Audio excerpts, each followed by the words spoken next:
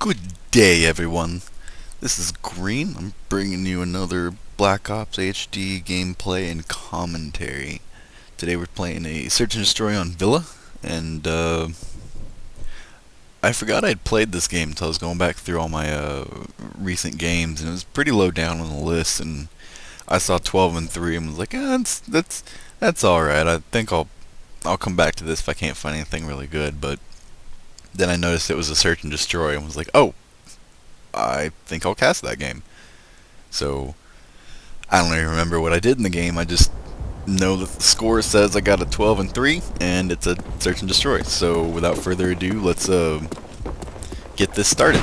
It seems I'm actually going to be running around with the Silence WA-2000 again. So, even cooler, I go 12 and 3 with a sniper rifle. And I start off the game like I usually do in such a pro fashion. I don't know how long. I think you guys would probably appreciate if I went ahead and switched views. So I'll keep the little menu up for now. I'll point out I did already get a kill because my. Where am I? Oh no, this is this person's stats. I don't have a kill. Never mind. So this person's actually gonna die pretty soon. Anyways, let me think. I like Search and Destroy. I tend to just play it on Nuketown though because of the size.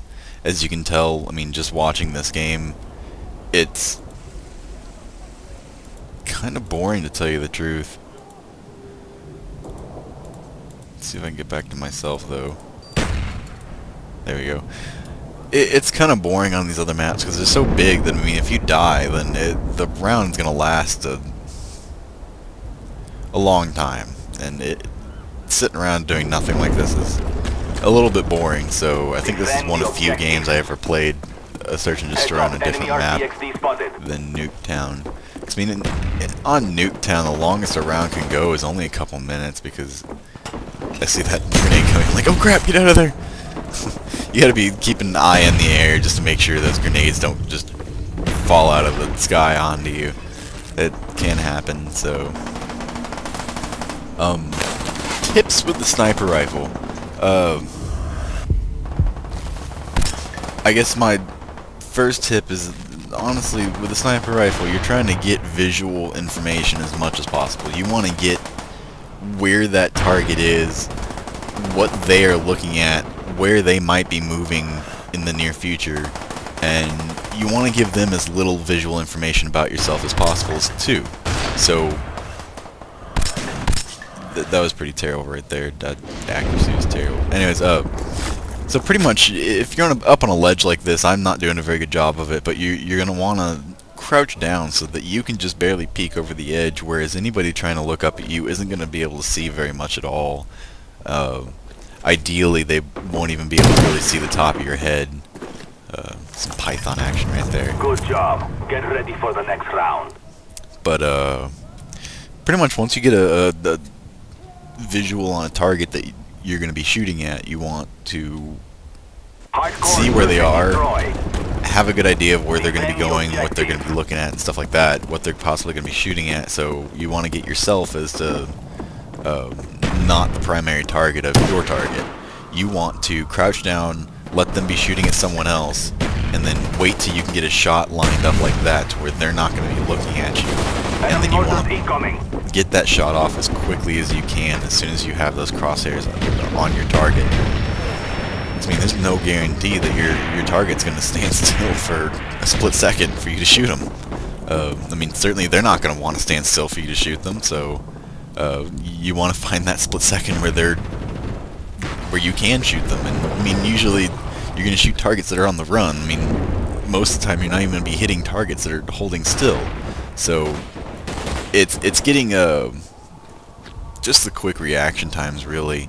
There's one thing that's been talked about in computer gaming for years. It's called the FPS computer gaming, first-person shooters, and that's what's called the twitch factor. I don't know if a lot of people say factor on it. It's just called twitching, really. But you're basically using a single round weapon, like a sniper rifle usually, and it was back in Counter-Strike it was the scout or the op. But it's pretty much where you're like looking around, and you see an enemy pop out, and you're kind of ignoring the standard rule or standard sniper play where you're not in the back, you're not trying to hide, you're out in the open, you're running around, and or you don't even really have to be running around, but the whole Twitch thing is that you're looking, and then finally that enemy just appears, and instantly you just move your hand as quickly as possible and get your cursor over as quickly as possible. So it looks like you just suddenly twitched, but the idea is that you're twitching onto the target. And so it's a fun thing to do, but it can lead to situations where you get accused of hacking. So if people are watching you and you're looking one direction, and you suddenly see movement out of the corner of your eye all the way on the other side of your screen, and you twitch over there within a split second and fire off a round and hit your target, and you get the kill, people are like, oh my god, you're hacking, there's no way you could have done that shot. But you know, it doesn't really matter. Accuse me of hacking, kick me from game, whatever. I know I'm not hacking. I'll just go find another server to play on. Care package ready for delivery. Mark the DC. Friendly care package on the way. Getting your care package in a search and destroy is always The bomb has been planted. a really exciting thing. I mean, I guess not necessarily exciting per se, but it can be important because you can get a really cool kill streak like this of Valkyries. I don't know how well I use them in this game because I haven't pre-watched this replay, but especially on Search and Destroy, anything where you can get like RCXC and the Valkyries where you can fire it and then control it into enemy territory and see where the enemies are. One, you're getting that visual information, and two, I mean, that's almost a free kill. As long as one of them is in the open. The Valkyrie rockets is a little tougher to get a guaranteed free kill because of the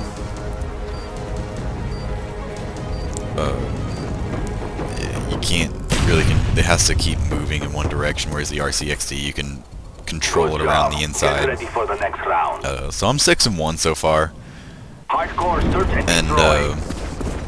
doing pretty well. I saved my Valkyrie rockets for the beginning of this round because I know they're not going to be, you know, all set up in any specific location, so they're not going to be. There's going to be a bunch of them running around outside trying to rush or get somewhere else, and so I decided to save it for this round, and I fire it off and come all back here. This particular spot is actually a camping spot, but now that I think about it, that's actually where you spawn if you're on that side of the map. I was hoping I'd get that guy, but I didn't quite get him. Because you can blow up the Valkyrie rockets just by clicking while they're in the air. They don't have to run into something.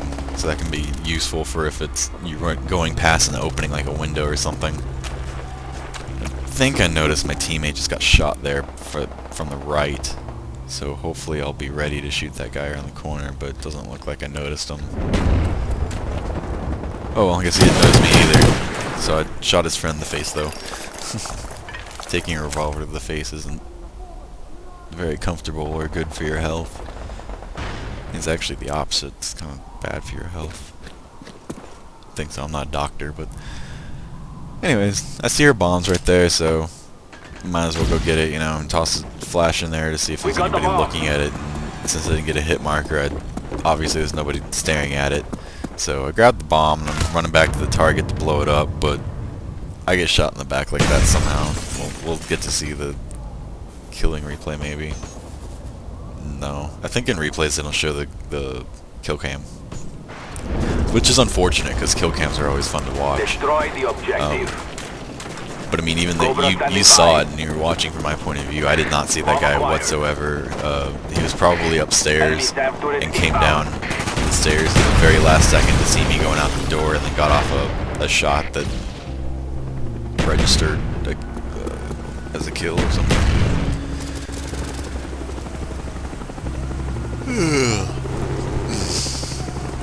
Sorry, I yawn if I talk for extended periods of time because my body's thinking that it's out of oxygen, and yawning is actually a way for your body to pull in extra oxygen that you don't get from just regular breaths. I don't know why I felt like explaining that to you guys, but there you go. It's the mystery of yawning. It's why we yawn. When we see other people yawn, our bodies see that and remember the feeling that we get from all that oxygen being pulled into our lungs, and so it just tends to make us do it. We yawn when we're tired because we're tired at the end of the day, and we're out of energy, we need rest. So, yeah, our body's using up a lot of oxygen and needs more. Anyways, that guy looks kind of pale. So, 12-3. That was the end of the game. We won 4-2. Yeah, those are search and destroys are fun. I don't usually play on different maps. This map was one of the few that I played out of Nuketown, and there you go. I went 12-3, and I hope you enjoyed. See you next time.